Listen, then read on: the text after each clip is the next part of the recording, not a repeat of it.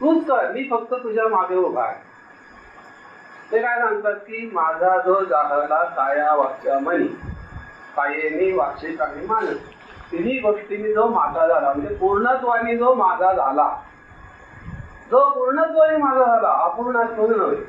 थोडासा मी त्यांचं करतो, थोडंसं ऐकतो, बाकी सगळं मी काही माझंच बघतो, मग काहीच नाही. लक्षात आलं का? करायचं असेल तर पूर्ण करायचं, नसेल तर काही करायचं त्यांचं नाही, काही करायचं नाही.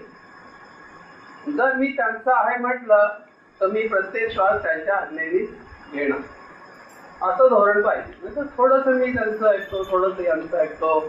ते अक्कलकोट स्वामींच्या मठात पण एक आहे, त्यांना पण विचारतो. मग सगळ्यांचं ऐकून साधारण काढायचं आपलं.